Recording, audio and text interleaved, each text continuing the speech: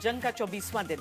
इन 3 हफ्तों में दुनिया ने इजरायल से ईरान तक ही नहीं सभी खाड़ी देशों में भयानक तबाही देखी। इस भयानक युद्ध के बीच 15 दिनों तक मैं इजरायल में रही।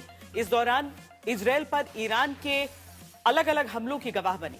इजरायल के उत्तर से दक्षिण तक, लेबनान बॉर्डर से सीरिया बॉर्डर तक, खाड़ी देश जॉर्डन से इजरायल तक ईरान के हर हमले की रिपोर्टिंग करने का मुझे अवसर मिला। मैंने युद्ध रिपोर्टिंग काफी की है, लेकिन इस बार के युद्ध की ग्रेविटी का मुकाबला अपने किसी पिछले अनुभव से नहीं कर सकती, क्योंकि इजरायल में मौत से बचाने वाले शेल्टर्स हों या फिर वो सरहद जहां ईरानी मिसाइलों का खौफ 24 घंटे रहता है, हर जगह से हमने आपको युद्ध की तबाही, उससे जुड़े दर्द और तकलीफ से खबरदार किया।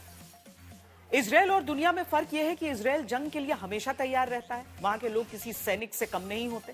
हर हमले और खतरे को भांपकर खुद को कैसे सुरक्षित रखना है, यह इजरायल के लोगों की जिंदगी का हिस्सा बन चुका है। देखिए, ये बाहर का पूरा हिस्सा गिर गया है, बाहर का पूरा हिस्सा गिर गया है, इस दरवाजे के आगे का पूरा हिस्सा गिर गया है, सभी कमरों पर इंपैक्ट है। लेकिन अब देखिए, इस घर के बीचों बीच वो बॉम्ब शेल्टर है। यहाँ पर या तो नीचे या किसी मंजिल पर कहीं पर बनाया जाता है, और ये है वो बॉम्ब शेल्टर।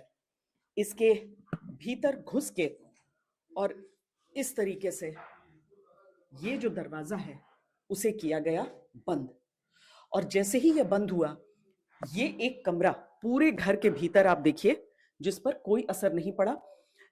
एक महिला थी जो आना नहीं चाह रही थी, क्योंकि बार बार के अलार्म से उनको लगता था कि कुछ होता है नहीं और हम अंदर क्यों जाते हैं। उन्हें जबरदस्ती अंदर खींचा गया, ये दरवाजा बंद किया गया और बॉम्ब इस घर के ऊपर गिर गया। बॉम्ब शेल्टर की वजह से जो घर के बीचों बीच था, उस घर के बीचों बीच जो पूरी तरीके से इसके अलावा क्षतिग्रस्त है। सिर्फ इसके जो दीवारें हैं वो बची हुई हैं चारों तरफ से, बाकी सब ध्वस्त हो चुका है। ये उत्तरी इजराइल का नहारिया इलाका है, जहां पर एक रॉकेट आकर गिरा है। शुरुआत में इस तरह की बातें कही जा रही थी कि क्या एक इंटरसेप्शन वाली मिसाइल जो थी, क्या वो आकर इस क्षेत्र में गिरी है, लेकिन आईडीएफ की तरफ से ये स्पष्ट किया गया है कि नहीं, ये हिजबुल्लाह की तरफ से दागा गया एक रॉकेट था।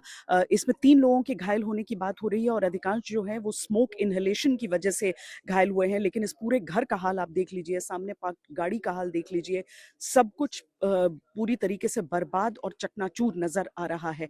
उत्तरी इजराइल में नहारिया का जो ये क्षेत्र है, ये मुश्किल से 8 से 10 किलोमीटर पूरे इलाके की दूरी लेबनान के बॉर्डर से रहती है, और हमेशा यहाँ पर एक खतरा बना रहता है।